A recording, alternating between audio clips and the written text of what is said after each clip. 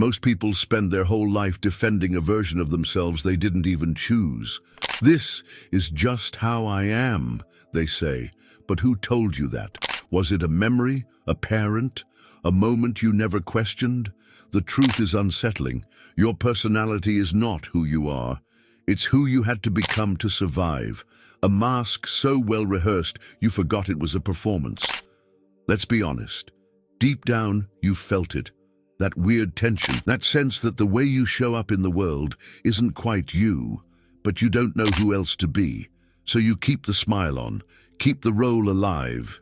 And the ego? It loves that. Because as long as you're busy playing a part, you'll never realize the stage is fake.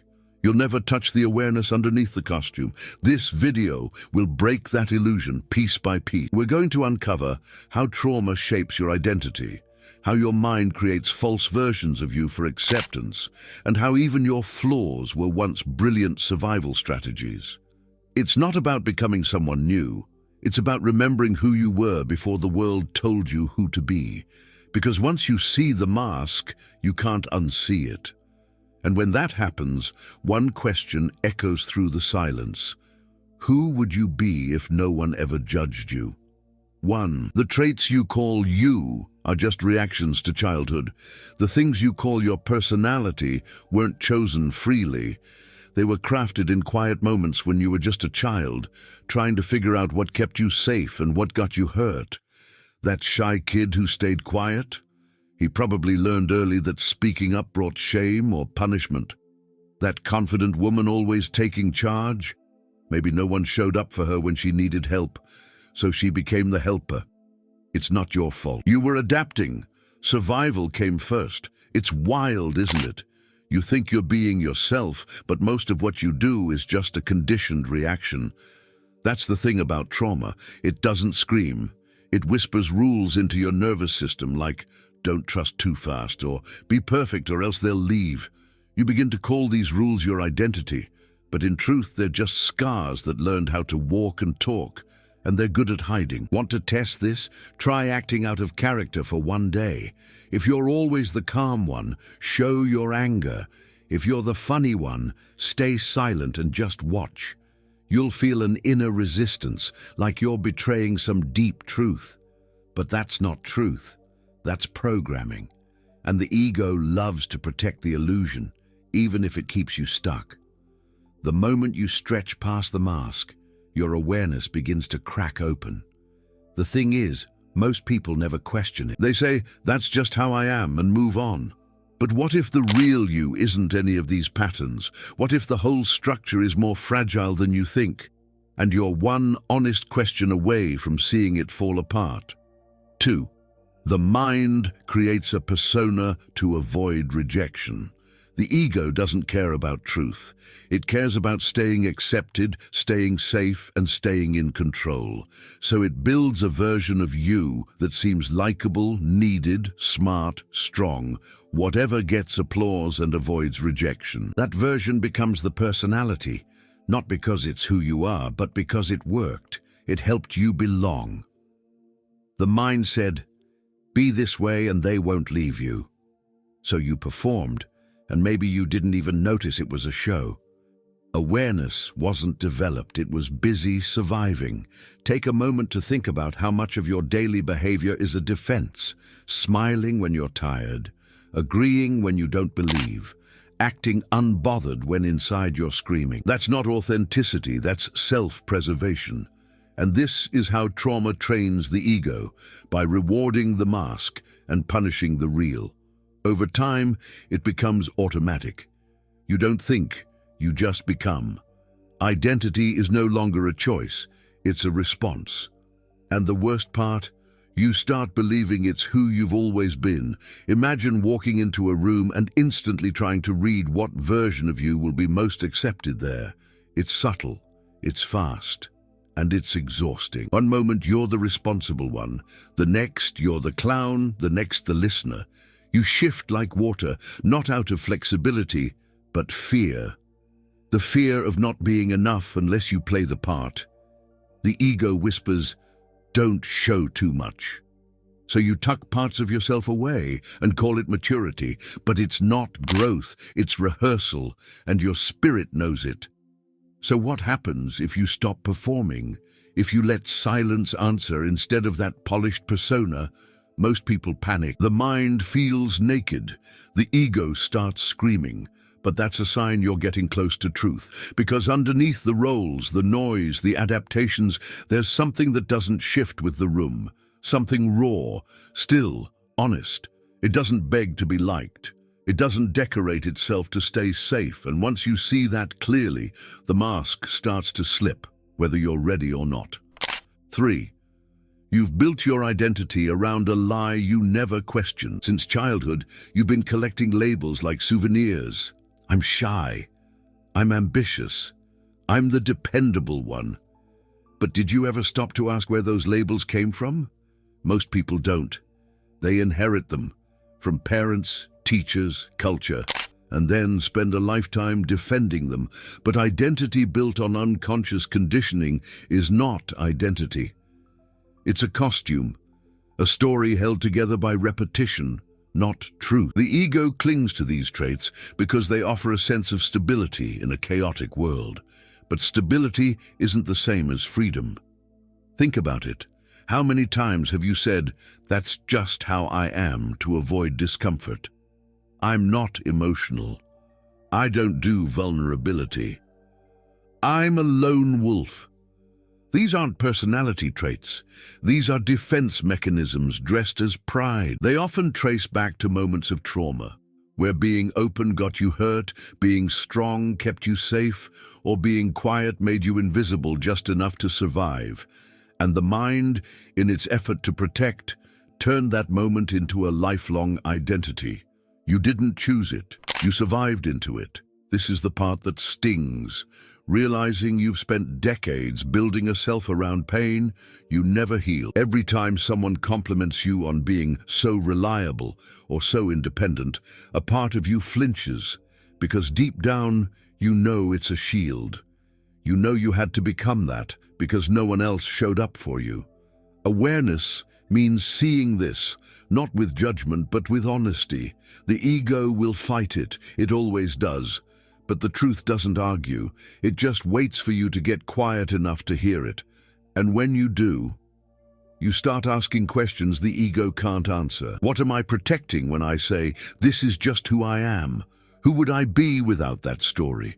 These aren't light questions. They're the kind that split illusions, the kind that make the ground beneath your identity feel shaky. But that's where freedom starts. Not with new labels, but with no labels at all, just presence. And once presence enters the room, the house of mirrors starts to collapse, piece by piece. 4. Even your flaws serve a hidden survival purpose. What if your anxiety isn't a problem but a strategy? What if your anger, your people-pleasing, your overthinking, they're not flaws but armor? The mind doesn't just create traits, it engineers tactics to survive situations that once felt dangerous. And over time, those tactics turn into personality. You begin to think, "This is just how I react." But it's not a reflection of who you are. It's a memory of who you had to be. Trauma doesn't always show up in screams. Sometimes it shows up as a habit you can't break. Consider the person who always apologizes, even when they've done nothing wrong. That's not humility. That's conditioning. Somewhere along the way, they learned that being agreeable was the safest way to avoid conflict. Or the one who gets angry easily, they might have been taught early on that strength was the only way to be heard. These reactions are not brokenness, they're echoes. Echoes of moments that were too much, too soon, with no one there to help. The ego calls it personality, but awareness reveals it as self-protection. You might even hate these parts of yourself. You wish you could stop overreacting, stop worrying, stop controlling. But the truth is, these flaws once kept you alive, emotionally, mentally, even physically. And some part of you still believes you need them. That's why they won't go away. Not because you're weak, but because the mask feels safer than what's underneath it. You're not broken, You're just rehearsing an old survival script. And nothing changes until you realize you're not in danger anymore. So the real question becomes, are you holding on to pain because it once protected you? That's the turning point. When you stop fighting the flaw and start seeing the strategy, something shifts. Not instantly, but subtly, like loosening a knot that's been tight for years. And in that space you get to ask, what would life feel like without this mask? What would freedom look like if you stopped negotiating with the past? And that quiet question leads you to a deeper truth that's been waiting for you all along. 5. You're playing a role, but you forgot you're the actor. Everyone plays roles. The reliable one, the funny one, the calm one in chaos. It starts small, maybe even innocent. Your family needed you to be the peacemaker, so you became it. Your friends needed someone steady, so you delivered. But over time, the role hardens. You stop playing it and start believing it's you. That's when the prison begins. Identity becomes tied to performance, and the more applause you get, the harder it is to step off the stage. The ego clings to the spotlight, even when it's burning you alive. Think about actors. When the curtain drops, they walk off stage and go home. But most people never leave the role. They carry it into every relationship, every job, every thought. They don't know who they are without it, so they keep performing, even when the audience is gone. That's the danger. You forget the role was meant to serve you, not define you. And the longer you stay in character, the more distant your awareness becomes. You start mistaking the costume for the skin. The script becomes your truth. Here's a challenge. Try not being the role for one day. If you're always the strong one, admit you're tired. If you're always the listener, speak up. The discomfort will be real. Your nervous system might even panic a little. That's the identity unraveling. That's the ego screaming, "This isn't safe." But here's what most people don't realize. The actor has always had the power to leave the stage. You just forgot. That freedom, it's not earned. It's remembered. So ask yourself, what if everything you believe about yourself is just a rehearsed line, a role passed down by fear, rehearsed through trauma, kept alive by habit? What happens when you forget the script? When you look in the mirror and see not the character but the one playing the game, that's where things get interesting. Because the moment you stop trying to be someone, something much deeper begins to speak. And it doesn't need lines. It just needs space. 6. Labels limit you more than they define you. Labels feel safe. I'm an introvert. I'm logical. I'm the creative one. They give you an identity to hold on to when life feels uncertain. But here's the trap. They also box you in. Every label you wear becomes a rule you unconsciously follow. You stop exploring outside the script, and slowly you become a character in someone else's play. The ego loves labels because they create predictability. But awareness doesn't care about predictability. It cares about truth, and truth doesn't fit into boxes. Let's say someone identifies as an introvert. That label might have helped them understand themselves for a while. But now it becomes an excuse to avoid connection, growth, challenge. They say, "That's just not me," and miss out on things they haven't even tried. Same with the "I'm not good at relationships" story, or "I've always been bad with money." These aren't facts. They're frozen trauma turned into personality. The more you repeat the label, the more it becomes a self-fulfilling loop. And you stop noticing how small your world has gotten. Here's a practice. Go one day without labeling yourself. No "I am" statements. Just notice. Instead of "I'm anxious," say "There is anxiety." Instead of "I'm lazy," say "There is resistance." It creates distance between you and the pattern. You'll begin to see how much of your identity was created by language, not by reality. And when the language changes, the story starts to dissolve. This is where awareness slips in through the cracks. Quietly, gently, but undeniably. So the question is, what part of you exists when you forget who you're supposed to be? When you stop clinging to the roles, the names, the self-definitions? You might feel lost at first, but that's just the ego panicking, not your truth slipping away. In fact, it's the opposite. When the label fades, the presence underneath finally breathes.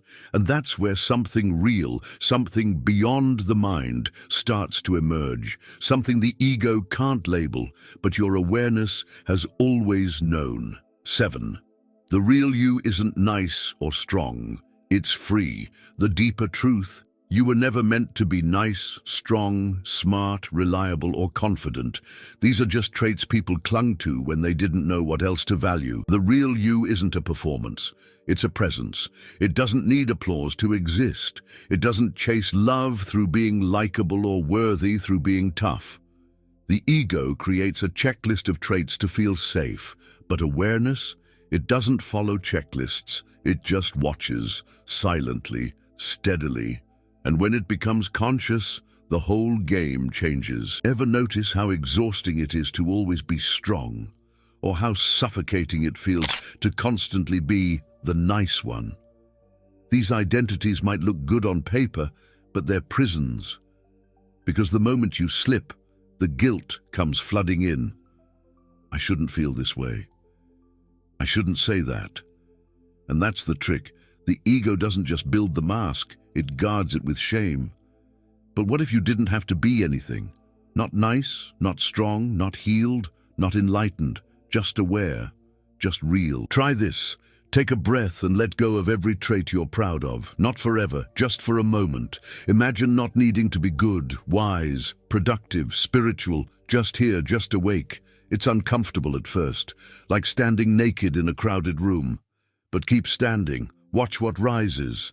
The old identity will beg to be picked back up. The ego will plead, don't let go, you'll disappear. But you won't. What disappears is the illusion. What remains is the freedom beneath it. So who are you without needing to be anything at all? That's the question the mind can't answer, but awareness can live. When you stop seeking yourself in traits, you find yourself in silence. And that silence doesn't need to prove, fix, or impress. It just is. And in that being, there's no story to hold up, no role to maintain, no personality to protect, just freedom.